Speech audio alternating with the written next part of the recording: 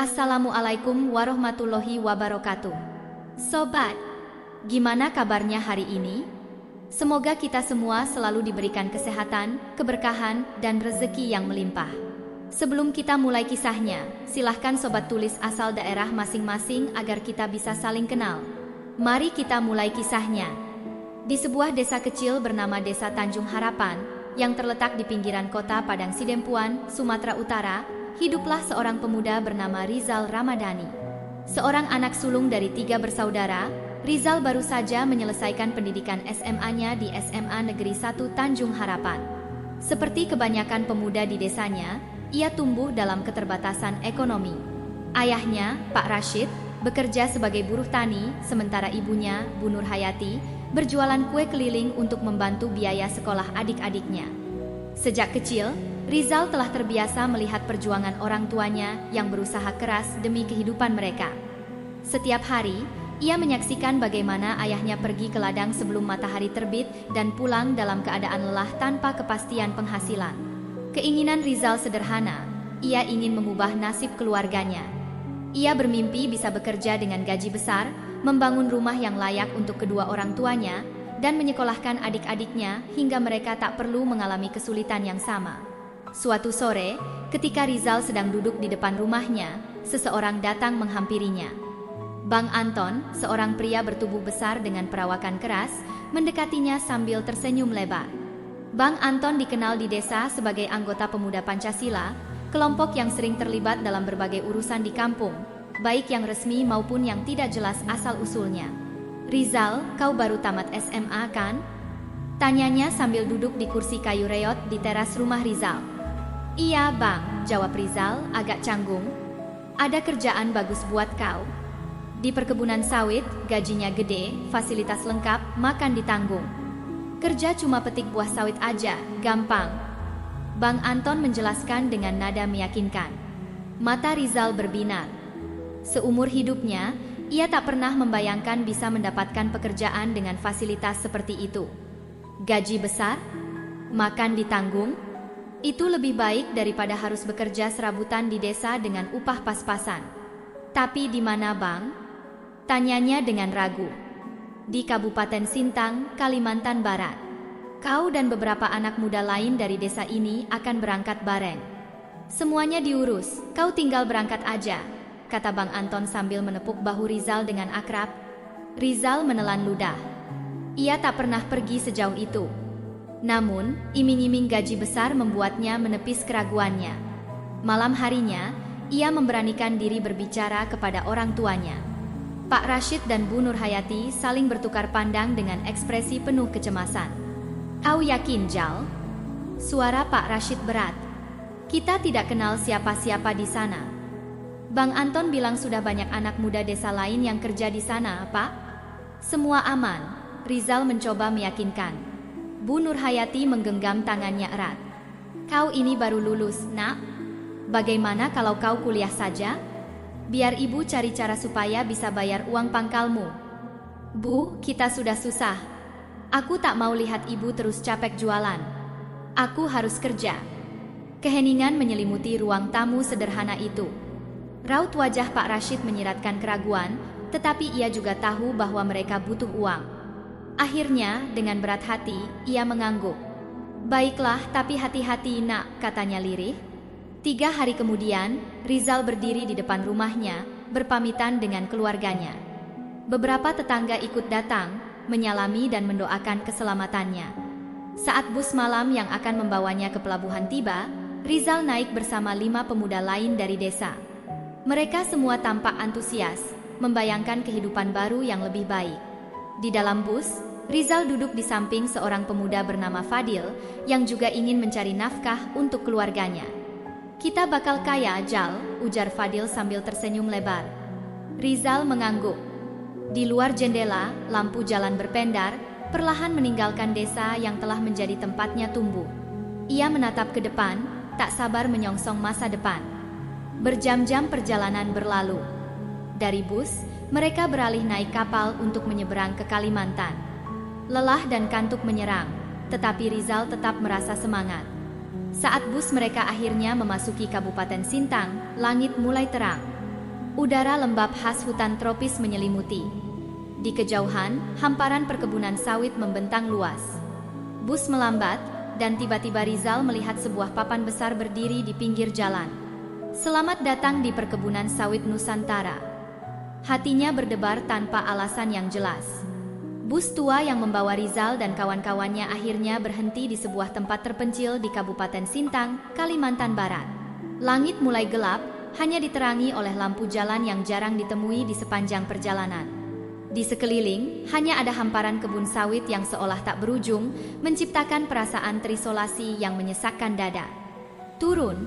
Suara berat seorang pria berkemeja loreng menginterupsi lamunan Rizal. Ia melirik ke arah pria itu, seorang bertubuh kekar dengan wajah keras. Di belakangnya, ada beberapa orang lain berbadan serupa, mengenakan seragam pemuda Pancasila dengan emblem menyala di lengan. Rizal dan pemuda lainnya, termasuk Fadil, Andi, dan Joni, saling bertukar pandang. Ada sesuatu yang terasa aneh, tapi mereka menepis keraguan itu dari pikiran. Begitu menapakkan kaki ke tanah, Rizal melihat bangunan besar berbentuk seperti barak. Temboknya kusam dengan bercak hitam di beberapa bagian. Pintu besi besar berdiri kokoh di depannya, dan di bagian atasnya terdapat kawat berduri yang melintang sepanjang bangunan. "Masuk ke dalam. Cepat!" bentak pria lain yang mengenakan topi hitam. Rizal dan pemuda lainnya menurut. Begitu mereka melewati ambang pintu, suara brak menggema saat pintu besi itu ditutup dengan keras, lalu dikunci dari luar. Jantung Rizal berdegup lebih cepat. Ia mengedarkan pandangannya ke dalam. Ruangan itu gelap dan lembab. Ranjang-ranjang bertingkat berjejer di sepanjang dinding, tampak reot dengan kasur tipis yang tampaknya sudah bertahun-tahun tidak diganti. Bau keringat, debu, dan sesuatu yang busuk menusuk hidungnya. "Andi, ini kenapa dikunci?" bisik Rizal dengan suara hampir tak terdengar. Andi, yang berdiri di sebelahnya, hanya menggeleng, ekspresi wajahnya mulai tegang. Mereka bukan pekerja biasa, sesuatu terasa salah. Tiba-tiba, seorang pria tua yang duduk di sudut ruangan berbicara lirih. "Kalian anak-anak baru, ya?" Rizal mengangguk. "Iya, Pak. Kami baru sampai." Pria itu, yang kemudian memperkenalkan dirinya sebagai Pak Mamat, tertawa kecil. Namun tawanya terdengar getir, seolah mengandung sesuatu yang ingin ia sampaikan tapi tertahan. "Kalian kira datang ke surga? Ini neraka, Nak," gumamnya pelan, hampir seperti bisikan yang bercampur keputusasaan. Sebelum Rizal sempat bertanya lebih jauh, pintu besi itu terbuka kembali. Dua pria masuk. Salah satunya membawa sebuah kotak besi besar. Yang lainnya berbicara dengan suara datar dan tegas. "Keluarkan semua ponsel kalian." Rizal dan yang lain terdiam, saling berpandangan. "Apa? Kenapa?" tanya Joni, suaranya terdengar ragu. Pria itu melangkah mendekat, tatapannya tajam. "Peraturan perusahaan. Ponsel kalian akan disimpan sementara. Tidak ada pekerja di sini yang boleh menggunakan ponsel."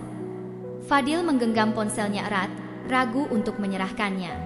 Namun, pria itu mengulurkan tangannya ke arah Fadil dengan ekspresi tak terbantahkan. "Serahkan sekarang, atau kau tak perlu kerja sama sekali." Satu persatu, mereka menyerahkan ponselnya. Rizal ragu sejenak sebelum akhirnya melakukan hal yang sama. Setelah semua ponsel dikumpulkan ke dalam kotak besi, pria itu tersenyum miring.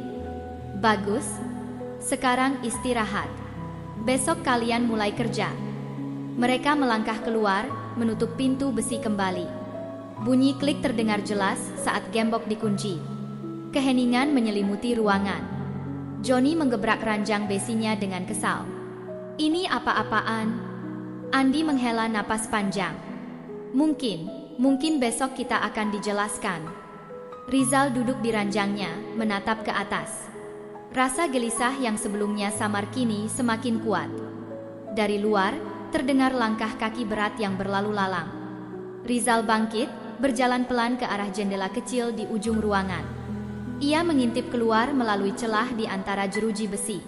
Di luar, beberapa pria bertubuh besar dan bertato berdiri berjaga dengan ekspresi dingin. Beberapa dari mereka merokok sambil berbincang, tetapi suara mereka tidak jelas terdengar. Rizal menelan ludah.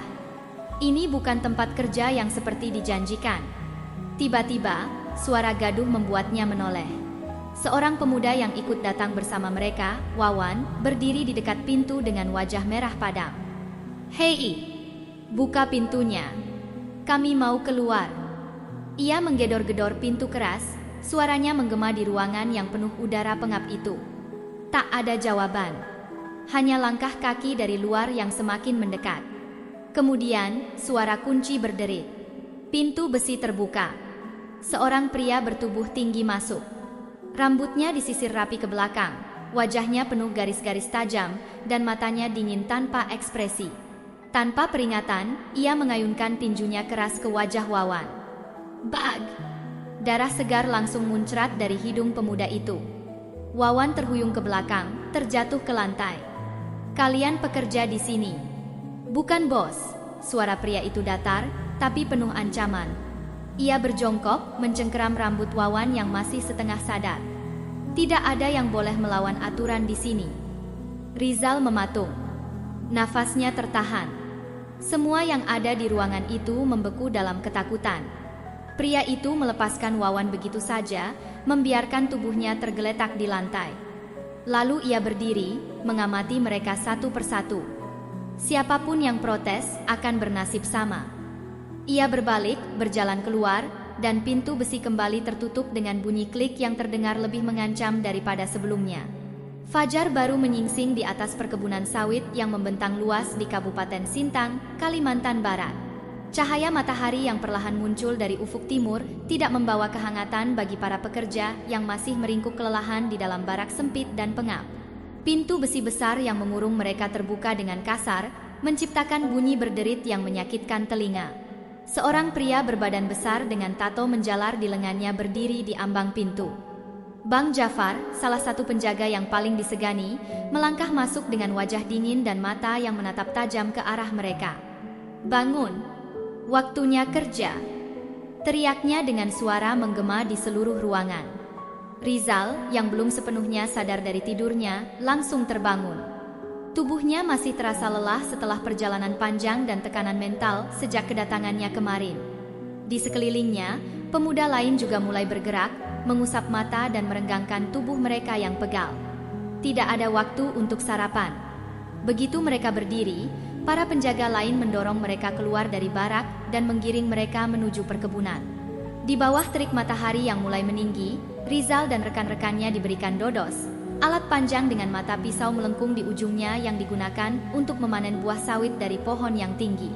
Pak Roni, seorang mandor yang terlihat lebih tua dari penjaga lainnya, berdiri di depan mereka dengan ekspresi bosan. "Dengar baik-baik, kalian harus bekerja cepat dan jangan macam-macam. Setiap orang harus mengumpulkan minimal 20 tandan buah sawit per hari. Kalau kurang, kalian tahu akibatnya." Suaranya berat dan penuh peringatan. Rizal menggenggam dodos di tangannya dengan erat. Ia melirik ke arah Fadil, yang tampak masih kebingungan. Andi dan Joni juga berdiri kaku, jelas tidak terbiasa dengan pekerjaan ini. Tanpa banyak pilihan, mereka mulai bekerja. Rizal mendongak, melihat buah sawit yang menggantung di puncak pohon setinggi lebih dari 10 meter.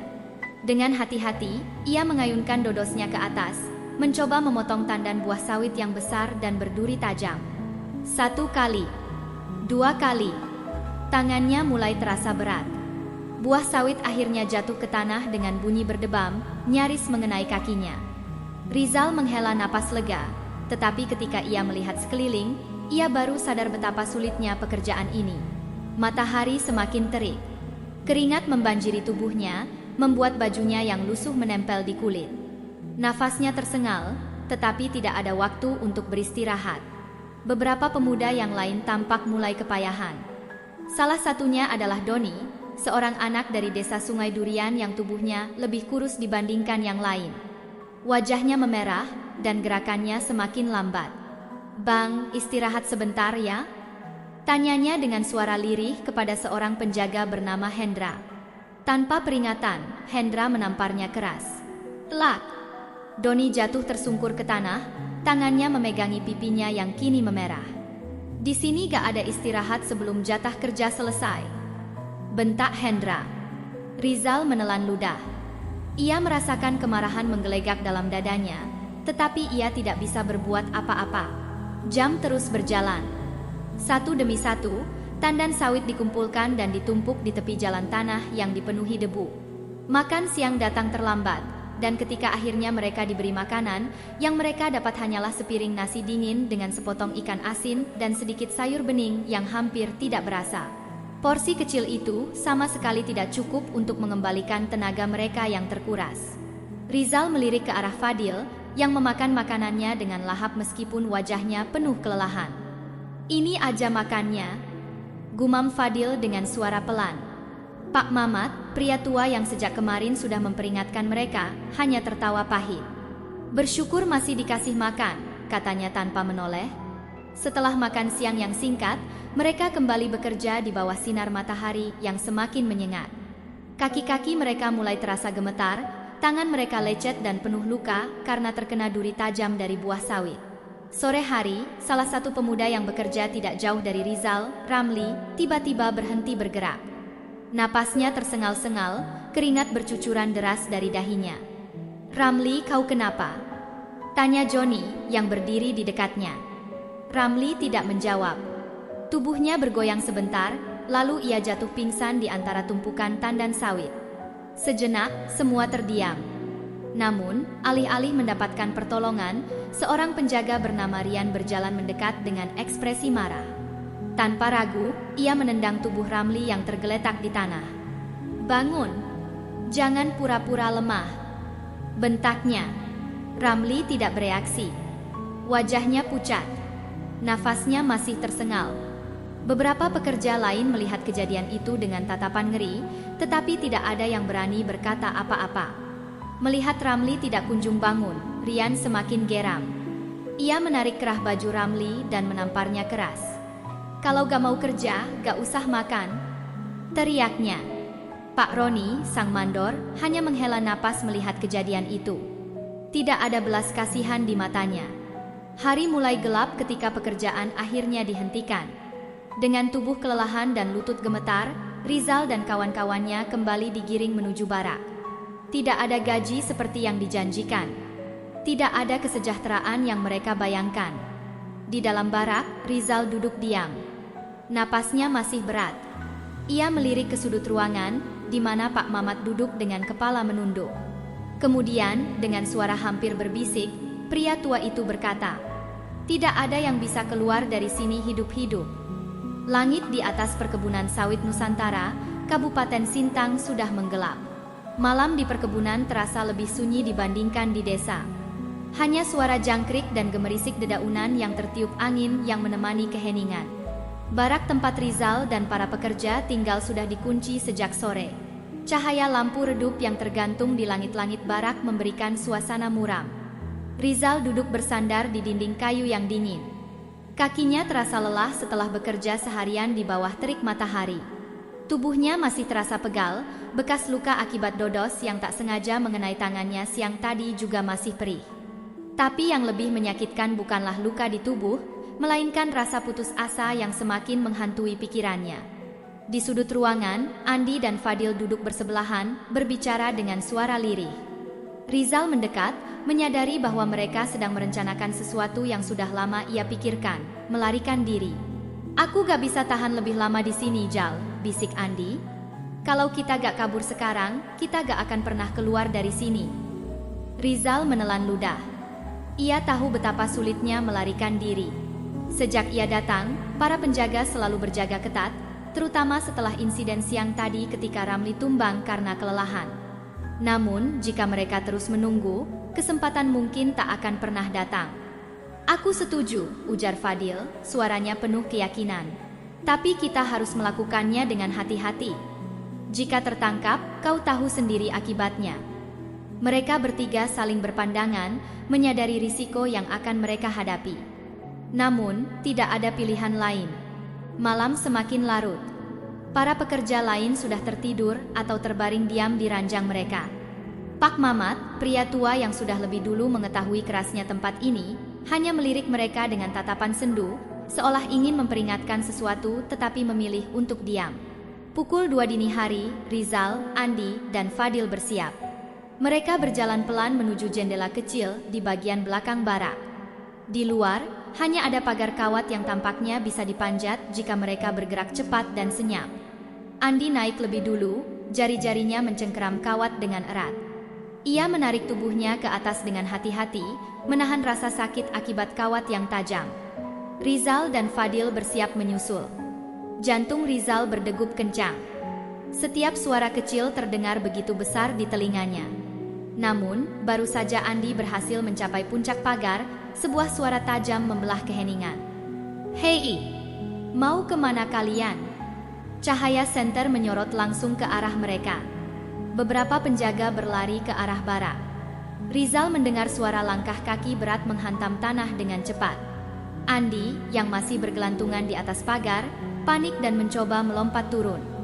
Namun sebelum ia bisa bergerak lebih jauh, seseorang menarik kakinya dengan kasar, membuatnya terjatuh ke tanah dengan keras. Fadil, yang sudah setengah jalan memanjat, langsung kehilangan keseimbangan dan jatuh terduduk.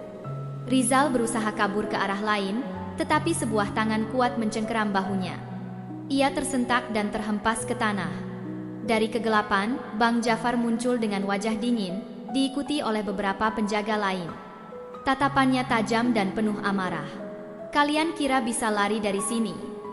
Suaranya rendah, tetapi terdengar begitu mengancam. Tidak ada yang menjawab. Nafas mereka tersengal, keringat bercucuran meskipun udara malam begitu dingin.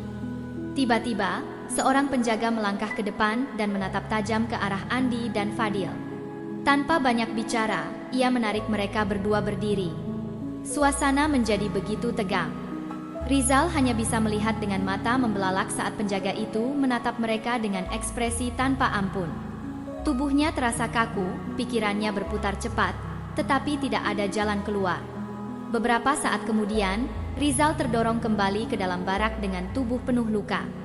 Kakinya terasa berat, seolah tak sanggup lagi melangkah. Ia jatuh terduduk di lantai, dadanya masih naik turun. Di luar, suara langkah kaki para penjaga perlahan menjauh. Di dalam ruangan, tidak ada yang berani bersuara. Tidak ada jalan keluar dengan mudah. Pagi datang dengan hawa lembab yang menyelimuti perkebunan sawit Nusantara, Kabupaten Sintang. Di langit, matahari mulai naik, tetapi bagi Rizal dan pekerja lainnya, hari baru hanya berarti satu hal, kembali bekerja dalam tekanan yang tak berkesudahan. Rizal masih merasakan nyeri di sekujur tubuhnya. Sisa kejadian semalam masih tergambar jelas di benaknya. Ia duduk di sudut barak, menatap kosong ke arah dinding kayu yang mulai lapuk. Andi dan Fadil tak banyak bicara pagi itu. Mereka bertiga kini tahu satu hal yang pasti, tidak ada jalan keluar dari sini dengan mudah. Pintu besi kembali terbuka, dan seorang pria bertubuh tinggi dengan pakaian bersih masuk ke dalam barak. Ia tidak seperti penjaga lain yang kasar dan penuh amarah. Penampilannya lebih rapi, dengan kemeja berwarna gelap yang diselipkan ke celana panjangnya. Namun, aura kekuasaan yang menyelimutinya lebih menekan daripada siapapun di tempat itu. Pak Herman, pemilik perkebunan, akhirnya muncul di hadapan mereka. Di belakangnya, berdiri Bang Jafar dan beberapa pria lain yang sudah dikenal sebagai penjaga barak. Wajah mereka datar, tidak menunjukkan emosi apapun. Pak Herman melangkah pelan, matanya menyapu seluruh isi ruangan. Setiap langkahnya terdengar jelas dalam keheningan yang mencekam. "Selamat pagi," suaranya terdengar tenang, tetapi penuh tekanan. Tidak ada yang menjawab. Beberapa pekerja hanya menundukkan kepala, takut bertemu dengan tatapannya. Pak Herman berhenti di tengah ruangan, kedua tangannya disilangkan di depan dada. "Kalian semua ada di sini untuk bekerja. Itu yang kalian setujui, bukan?" Rizal menggigit bibirnya, menahan diri untuk tidak berkata apapun. Pak Herman tersenyum kecil. "Aku tahu, mungkin beberapa dari kalian merasa tidak puas. Mungkin kalian berpikir bahwa ini bukan yang kalian bayangkan saat pertama kali datang. Tapi ingat satu hal." Ia melirik ke arah pintu barak, keluar, ke arah hamparan sawit yang tak berujung. "Di sini, aku yang menentukan segalanya. Kalian bisa bekerja dengan baik atau tidak." Rizal mencengkeram lututnya dengan erat. Ia merasakan perutnya mual mendengar nada suara pria itu, yang terdengar begitu ringan tetapi penuh arti tersembunyi. Pak Herman kemudian menoleh ke arah Bang Jafar. Kau tahu, aku selalu suka pekerja yang patuh. Bang Jafar mengangguk, lalu berjalan ke sudut ruangan. Dari sana, ia menarik seseorang ke depan. Rizal menahan napas ketika melihat siapa yang kini berdiri di hadapan mereka semua. Jamal, salah satu pekerja yang sudah lebih lama di tempat itu, berdiri dengan raut wajah penuh kecemasan. Pak Herman menepuk pundaknya dengan pelan, seperti seorang atasan yang memberi penghargaan pada bawahannya. Jamal ini contoh yang baik, kata Pak Herman dengan suara halus. Ia tahu bagaimana caranya bertahan di sini. Ia tahu siapa yang harus ia patuhi. Jamal menundukkan kepala, tidak berani menatap siapapun. Rizal bisa melihat jemarinya gemetar. Pak Herman tersenyum. Begitu seharusnya kalian semua. Tidak ada gunanya melawan. Tidak ada yang bisa menolong kalian di sini. Keheningan menelan ruangan. Pak Herman berjalan menuju pintu, lalu berhenti sejenak sebelum melangkah keluar. Oh, satu hal lagi, katanya tanpa menoleh. Kalian yang suka berhayal untuk melarikan diri, berhentilah sebelum kalian menghilang seperti yang lain. Ia melangkah keluar, diikuti oleh Bang Jafar dan para penjaga lainnya. Pintu besi ditutup kembali. Tidak ada yang bergerak. Tidak ada yang berbicara. Rizal menatap Jamal yang kini berdiri di sudut barak dengan wajah kosong. Malam itu, udara terasa lebih dingin dari biasanya. Dan di kejauhan, Rizal melihat seorang pemuda dibawa pergi keluar barak. Ia tidak pernah kembali. Matahari mulai merayap naik di langit Kabupaten Sintang, Kalimantan Barat. Jalanan tanah merah yang membelah perkebunan sawit masih basah setelah hujan semalam. Di sebuah warung kecil di pinggir jalan, seorang wanita muda duduk di sudut ruangan, menatap layar laptopnya dengan ekspresi serius. Namanya Siska Wulandari, seorang jurnalis investigasi dari Pontianak Post. Dengan rambut sebahu dan kacamata yang sedikit melorot di hidungnya, ia terlihat tenggelam dalam artikel yang sedang ia ketik. Di mejanya, secangkir kopi hitam hampir dingin, sementara beberapa lembar catatan berserakan di samping laptopnya. Ia baru saja mendapat informasi dari seorang warga di desa Ketapang Hulu yang mengaku melihat beberapa pemuda dari luar daerah dibawa masuk ke perkebunan sawit tanpa pernah keluar lagi. Siska menyandarkan tubuhnya ke kursi, menghela napas panjang. Ini bukan pertama kalinya ia mendengar kabar serupa. Selama beberapa bulan terakhir, ada desas-desus tentang pemuda-pemuda yang direkrut dengan janji pekerjaan, tetapi kemudian hilang begitu saja setelah sampai di perkebunan. Ia membuka catatan kecilnya, membaca kembali nama-nama yang ia dapat dari beberapa sumber. Ada satu nama yang menarik perhatiannya, Rizal Ramadhani dari Desa Tanjung Harapan, Padang Sidempuan. Menurut informasi yang ia terima, Rizal termasuk salah satu dari pemuda yang direkrut sekitar 2 minggu lalu. Sejak itu, keluarganya kehilangan kontak dengannya. Siska mengetik cepat di ponselnya, menghubungi Bu Nur Hayati, Ibu Rizal. Halo Bu, ini Siska dari Pontianak Post. Saya ingin bertanya soal anak Ibu, Rizal. Kapan terakhir kali Ibu berbicara dengannya? Suara dari seberang terdengar lirih. Sudah 2 minggu, Mbak. Terakhir dia bilang sudah sampai di tempat kerja, tapi setelah itu, ponselnya tidak bisa dihubungi. Siska mencatat informasi itu. Apa ada kontak dari perusahaan atau seseorang yang bisa dihubungi? Tidak ada, Mbak. Saya hanya tahu yang merekrut dia itu Bang Anton dari kampung.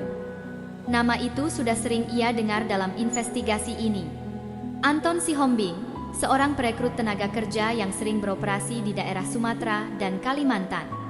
Ia dikenal dekat dengan kelompok tertentu dan memiliki koneksi dengan perusahaan-perusahaan perkebunan di wilayah terpencil. Siska mengetik cepat di laptopnya, mencatat semua informasi yang ia dapat. Semakin banyak ia menggali, semakin jelas bahwa ada pola sistematis dalam kasus ini.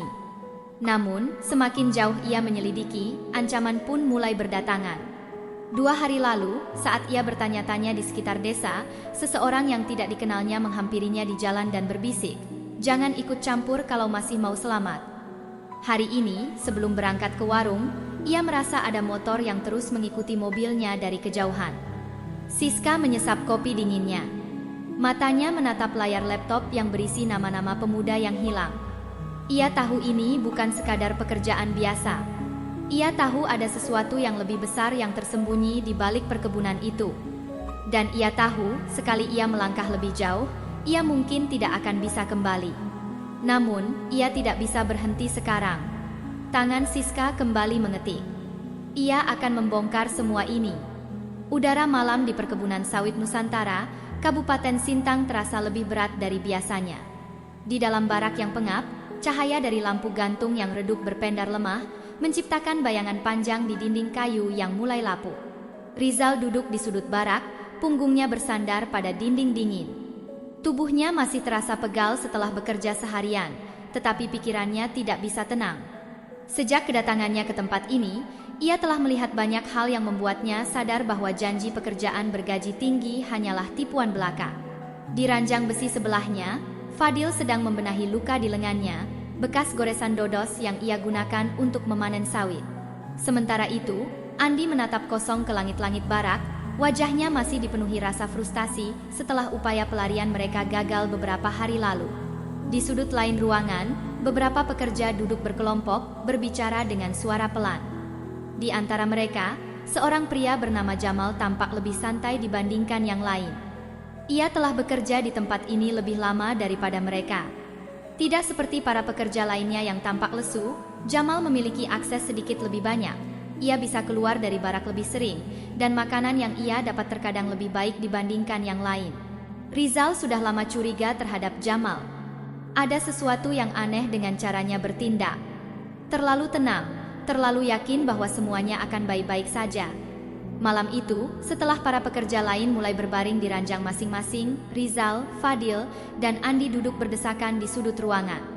Mereka berbicara dengan suara hampir berbisik. "Kita harus mencoba lagi," kata Andi, matanya tajam menatap Rizal. "Tapi kita butuh rencana yang lebih matang," balas Fadil.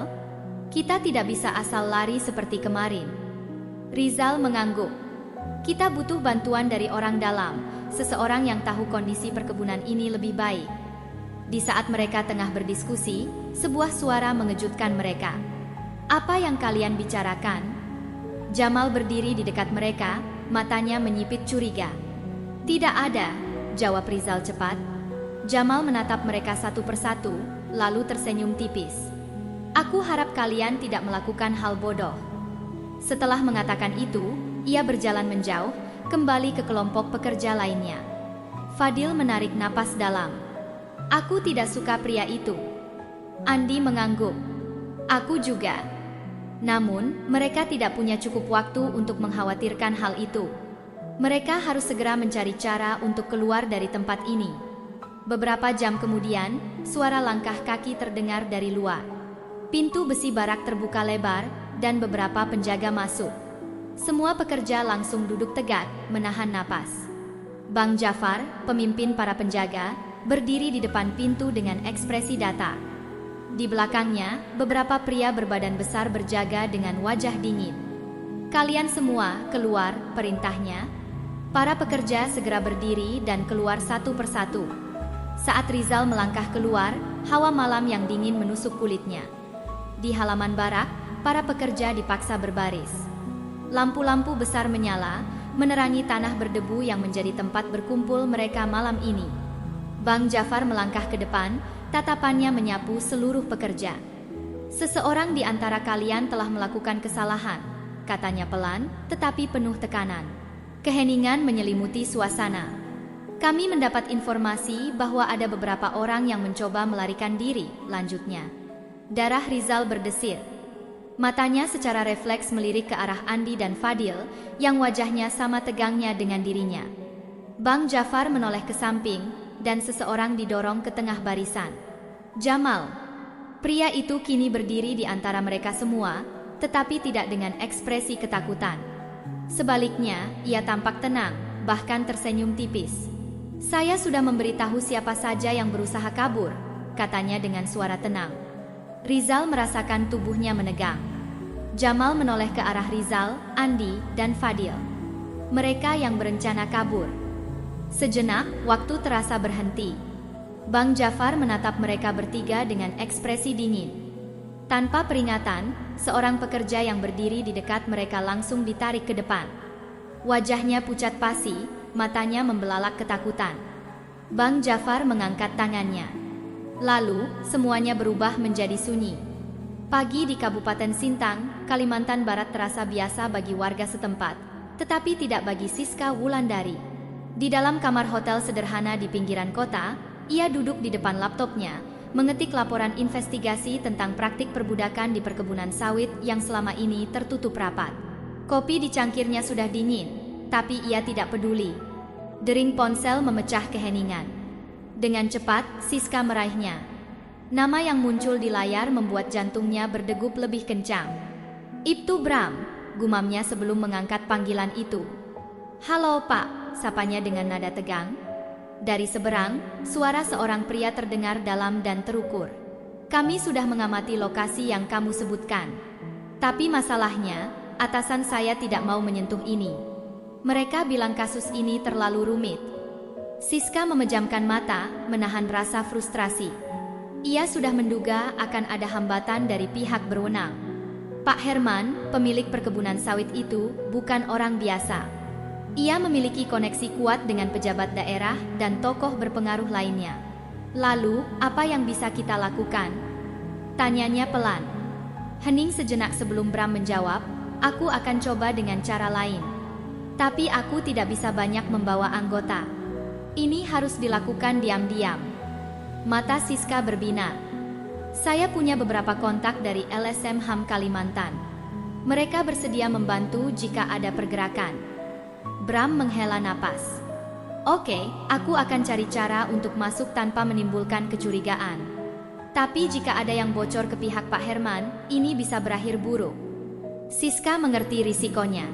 Ia menatap layar laptopnya, di mana sejumlah nama pemuda yang hilang tersusun dalam daftar. Mereka harus diselamatkan.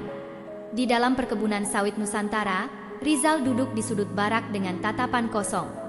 Hari ini terasa lebih berat dari sebelumnya. Setelah kejadian semalam, di mana seorang pekerja dipanggil keluar dan tidak pernah kembali, rasa takut semakin mencengkeram semua orang.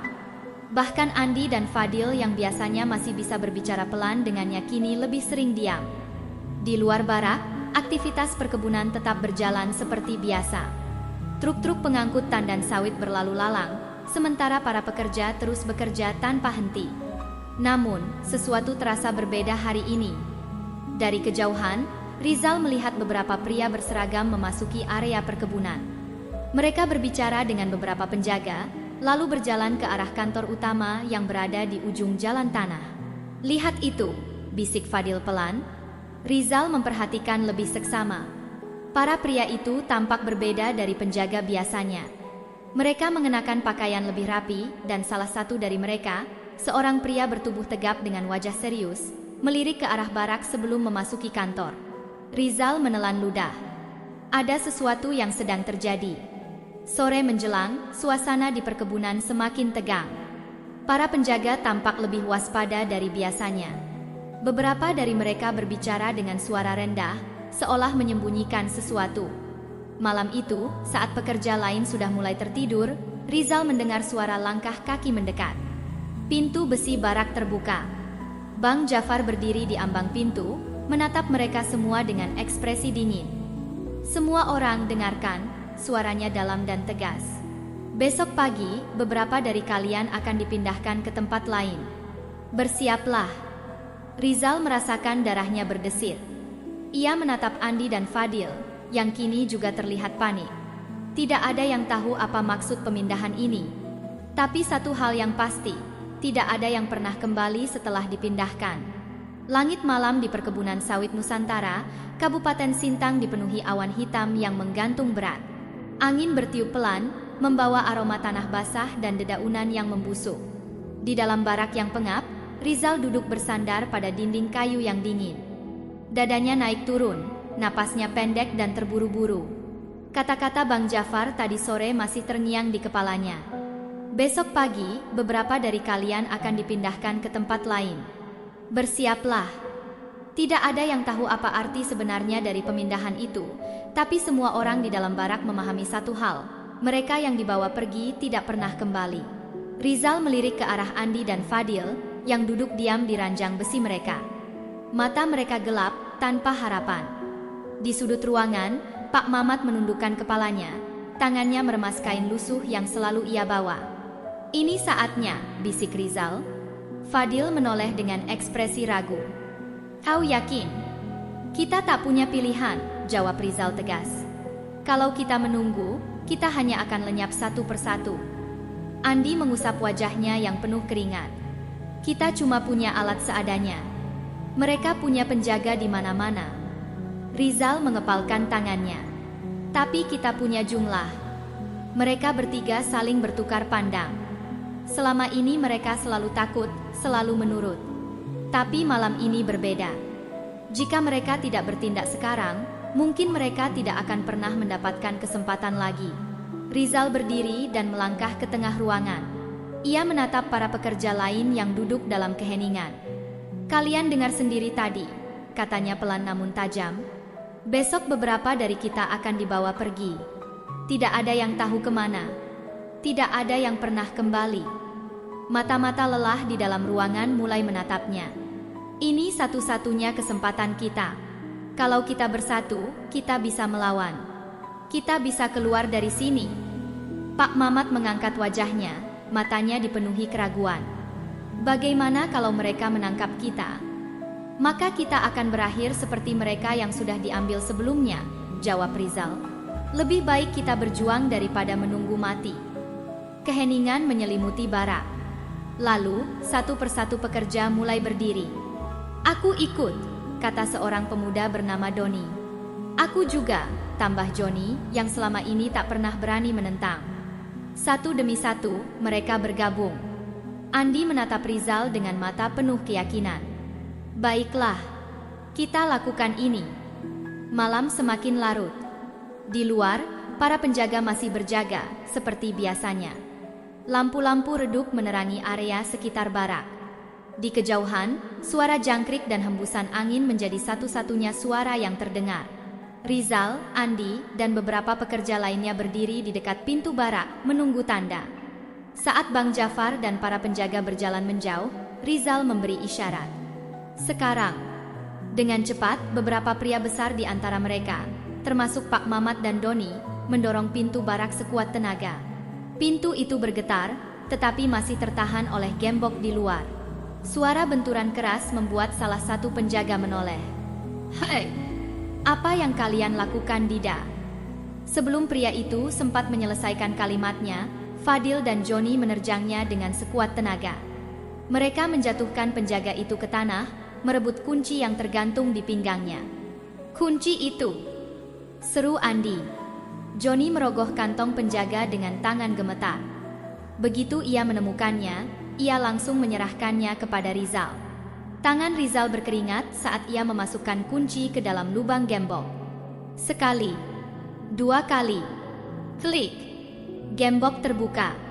Pintu besi barak terbanting. Para pekerja berhamburan keluar seperti air bah. Dari pos jaga, salah satu penjaga lainnya berteriak, "Mereka kabur!"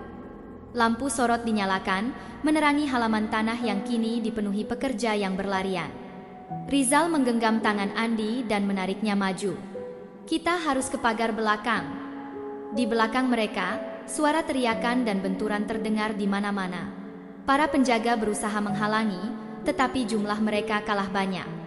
Beberapa pekerja melawan dengan alat seadanya, batu, kayu, bahkan tangan kosong. Rizal melihat Bang Jafar berlari ke arah pos utama, kemungkinan besar untuk memberitahu seseorang yang lebih berwenang. "Lari lebih cepat," seru Fadil. Mereka menerobos jalanan tanah, menuju pagar kawat yang mengelilingi perkebunan. Namun, sebelum mereka bisa mencapainya, suara deru kendaraan terdengar mendekat. Sebuah mobil hitam berhenti tidak jauh dari mereka. Pintu terbuka, dan dari dalamnya, seorang pria keluar dengan langkah santai. Pak Herman. Ia berdiri di sana dengan tenang, mengenakan kemeja putih yang tetap bersih meski di tengah kekacauan. Matanya mengamati para pekerja yang mencoba melarikan diri. Rizal menghentikan langkahnya. Pak Herman tersenyum tipis. "Jadi, kalian akhirnya berani melawan." Mata Rizal menyipit. Napasnya berat. Di belakang Pak Herman, beberapa kendaraan lain berhenti. Salah satunya adalah helikopter yang mesinnya sudah mulai menyala. Rizal menggertakkan giginya. Pak Herman berencana pergi. Langit di atas perkebunan sawit Nusantara, Kabupaten Sintang, berwarna kelabu saat matahari mulai naik perlahan dari balik pepohonan. Sisa-sisa perlawanan semalam masih terlihat jelas di tanah berlumpur yang kini dipenuhi jejak kaki dan benda-benda yang berserakan. Rizal berdiri di dekat truk tua yang terguling di tepi jalan, napasnya masih tersengal. Matanya menatap ke arah yang tak jauh dari sana, di mana beberapa pria berseragam sedang menggiring orang-orang dengan tangan terikat ke dalam kendaraan. Di antara mereka, Pak Herman tampak diam, wajahnya masih mempertahankan ekspresi dingin seperti biasa. Namun kali ini, ada sesuatu yang berbeda. Tatapan matanya kehilangan kekuatan yang biasa terpancar. Tak jauh dari sana, Ibtu Bram berdiri dengan tangan bersedekap. Polisi muda itu baru saja selesai berbicara dengan beberapa rekannya, lalu menoleh ke arah Rizal. "Kalian selamat," katanya dengan suara datar, tetapi ada nada lega di sana. Rizal tidak menjawab. Pikirannya masih berusaha memahami apa yang baru saja terjadi.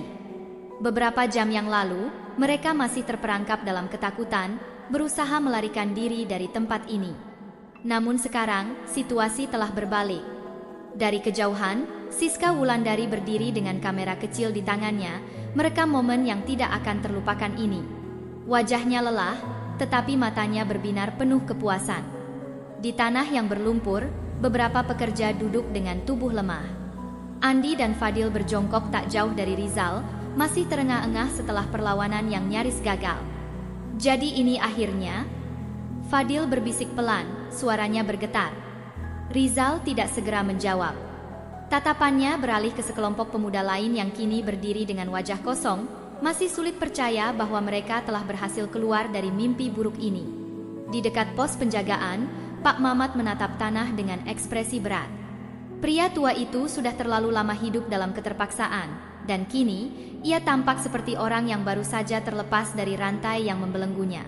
Beberapa petugas mulai mencatat nama-nama pekerja yang ditemukan di lokasi. Beberapa di antara mereka menangis, sebagian lagi hanya berdiri diam, tidak tahu harus bereaksi bagaimana. Siska mendekati Rizal, menatapnya dengan penuh empati. "Kalian telah bertahan sejauh ini," katanya pelan. Rizal mengangguk, meski dalam hatinya masih ada kekosongan yang belum bisa dijelaskan. Sebuah mobil hitam melintas perlahan di jalanan tanah, membawa Pak Herman dan beberapa orang lainnya yang ditangkap dalam penggerebekan ini. Ia tidak menoleh, hanya duduk diam dengan kepala sedikit tertunduk. Saat kendaraan itu menghilang di kejauhan, Rizal menoleh ke arah perkebunan yang kini terasa lebih sunyi. Semua ini sudah berakhir, tetapi luka yang tertinggal tidak akan mudah hilang. Beberapa hari kemudian, di sebuah pemakaman kecil di desa, Rizal berdiri di depan pusara yang bertuliskan nama-nama pekerja yang tidak pernah kembali. Ia menarik napas dalam, lalu berbisik pelan, "Kalian tidak akan dilupakan."